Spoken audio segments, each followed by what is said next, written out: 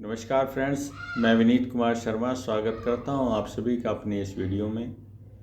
Friends, difficult situation हमारे जीवन में आती रहती हैं और मैं पूछता हूं कौन है जिसके जीवन में दिक्कतें, परेशानी, कठिनाइयां, चुनौतियां नहीं आती। हम जितने भी सक्सेसफुल लोगों के बारे में पढ़ते हैं या सुनते हैं, सभी के जीवन में कुछ ना कुछ प्रॉब्लम और समस्याएं आई हैं।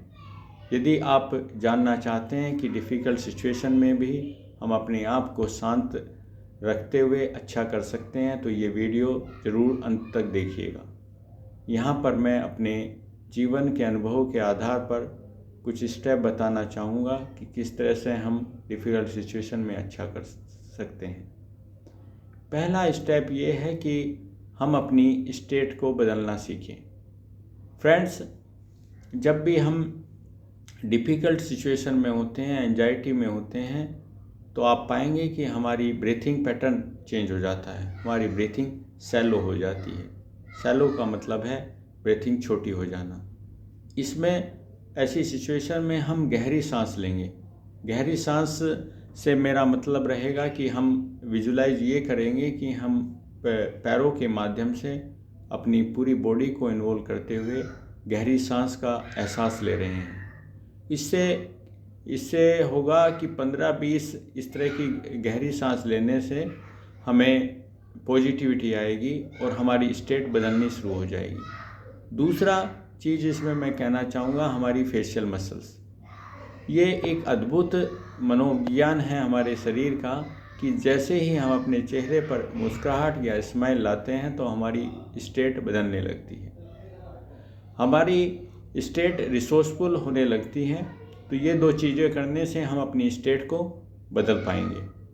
दूसरा स्टेप मैं बताना चाहूँगा कि हम जो सिचुएशन है उसके दूसरे पहलू को देखेंगे, अदर साइड ऑफ सिचुएशन देखेंगे। हम ये विजुलाइज करेंगे कि यदि हम इस सिचुएशन में अच्छा कर पाते हैं तो उसके क्या आउटकम होगा। लोग हमें अप्रिशिएट कर रहे होंगे, हमें खुद पे बहुत बड़ा प्राइड होगा कि इतनी टफ सिचुएशन में भी हम अच्छा कर गए। फ्यूचर के लिए एक बहुत अच्छा रेफरेंस हमेशा के लिए हमारे पास रह जाएगा, हमारी एक ख़ास याद बन जाएगी कि इतनी टफ सिचुएशन में भी हमने अच्छा किया।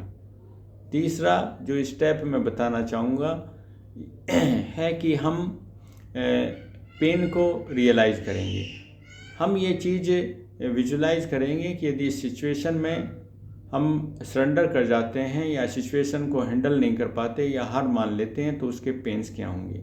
ये पेन्स, वंस हम इन पेन्स को देखेंगे और महसूस करेंगे तो हमें डेफिनेटली हम कुछ ना कुछ अच्छा करने के लिए इंस्पायर होंगे जो हमें इस सिचुएशन से बाहर निकाल पाएगा। इसमें एक छोटा सा मैं एग्जांपल देना चाहूँगा। फ्रेंड्स, 1983 वर्ल्ड कप जीतने के बाद, क्रिकेट वर्ल्ड कप जीतने के बाद वेस्ट इंडीज़ का इंडिया में पहला दौरा हुआ जिसमें 5 टेस्ट और 5 वनडे मैच खेले जाने थे। यहाँ पर एक बात बहुत ज़रूरी है समझने के लिए कि इंडियन टीम का वर्ल्ड कप जीत उस समय वर्ल्ड कम्युनिटी या क्रिकेट फ्रेटर्निटी डाइजेस्ट नहीं कर पाई थी, क्योंकि ये था कि भाई एक छोटी सी टीम, अंडरडॉग टीम ने दुनिया की बेस्ट टीम को हरा दिया। खैर, जब दौरा शुरू हुआ तो वेस्ट इंडीज़ इंडिया टीम पर बहुत भारी रही और टेस्ट सीरीज को 5-0 से वेस्ट इंडीज़ ने जीत लिया। फिर वनडे सीरीज शुरू हुई तो उसमें भी 2-0 से वेस्ट इंडीज़ टीम लीड ले चुकी थी और Indian cricket team on the वर्च ऑफ डिप्रेशन, आप कह सकते हैं, इस स्टेट में थी। तभी एक काउंसलिंग सेशन रखा गया इंडियन टीम के लिए और उसमें जो काउंसलर आए थे वो सुनील गावस्कर साहब से इंटरेक्ट कर रहे थे। उन्होंने गावस्कर साहब को एक चीज़ बताई, देखिए गावस्कर साहब, यदि यहाँ पर हम क्लिक नहीं किए, मतलब आप क्लिक नहीं किए, तो वे वर्ल्ड कप जीत के कोई मायने नहीं रह जाएंगे। दुनिया उसको जस्ट एक इत्तेफाक की तरह लेगी और यहाँ से आप यदि कुछ अच्छा कर जाते हैं। गावस्कर साहब की काउंसलिंग पर इसलिए फोकस किया गया क्योंकि गावस्कर साहब उस समय इंडिया में तो थे ही, वर्ल्ड के भी टॉप बैट्समैन में शुमार थे। तो यहाँ पर गावस्कर साहब को कुछ चीज़ समझ में आ गई।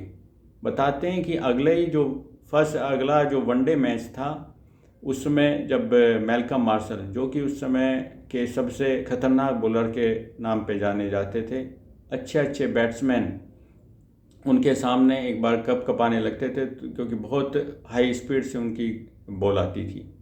बताते हैं कि नेक्स्ट मैच में गावस्कर ने पहली ही बॉल पर 6 लगा दिया मैल्कम मार्शल की, और उस मैच में गावस्कर करीब मोर देन 80 रन बनाए और इंडिया उस मैच को जीत गया। कहते हैं कि मैल्कम मार्शल ने अपनी बायोग्राफी में लिखा है कि उस दिन उनको ये इस चीज़ का एहसास हो गया कि यहाँ से इंडियन क्रिकेट हमेशा के लिए बदल जाएगा, और हुआ भी ऐसा ही। कहने का मतलब ये है कि यदि आप किसी डिफ़िकल्ट सिचुएशन के पेन को एक बार रियलाइज़ कर लेंगे तो आपका दिमाग, आपका अपना माइंड, सबकॉन्शियस इम्प्रिंट्स वो एक बार मजबूर कर देंगे आपको बेहतर करने के लिए, क्योंकि उनको पेन्स सामने दिखाई दे चुके हैं, और ये आपको एक अलग माइलस्टोन को अचीव करने में बहुत बड़ी हेल्प करेगा। तो ये हमारा तीसरा स्टेप होता है। अब चौथे स्टेप की ओर आगे बढ़ते हैं, तो उसमें मैं बताना चाहूँगा कि केवल सोचने से ही तो चीज़ें नहीं होंगी, हमें कुछ एक प्लान भी बनाना पड़ेगा। तो उसमें मैं कहना चाहूँगा कि हम पेन और कागज़ लेकर हम हमारे पास उस समय जो रिसोर्सेज हैं उनको ध्यान में रखते हुए एक प्रैक्टिकल प्लान बनाएंगे जो हमें बेहतर आउटकम की ओर ले जाने के लिए पर्याप्त होगा।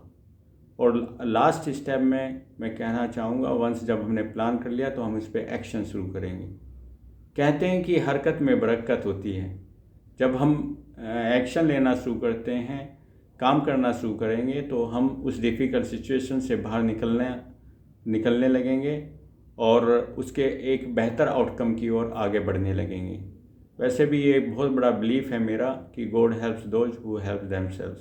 ये बचपन की one of the best quote है जिसको मैं हमेशा फॉलो करता हूँ, और ये सच्चाई है कि जब हम खुद कोशिश करने लगते हैं तो यूनिवर्स कहीं ना कहीं डायरेक्ट इनडायरेक्टली ऐसे रिसोर्सेज, ऐसे कारण बना देता है कि हम वहाँ से निकलकर एक सक्सेस की ओर आगे बढ़ते हैं। तो फ्रेंड्स, मैं उम्मीद करता हूँ, आशा करता हूँ आपको मेरा ये वीडियो पसंद आया होगा, और आप इसी टाइप के और वीडियो देखने के लिए मेरे इस चैनल को सब्सक्राइब करिएगा और अपने लाइक दीजिएगा। आपका लाइक मेरे लिए बहुत बड़ा एक मोटिवेशनल का सोर्स होता है। और for watching my video I would say thank you, शुक्रिया, धन्यवाद, थैंक यू सो मच।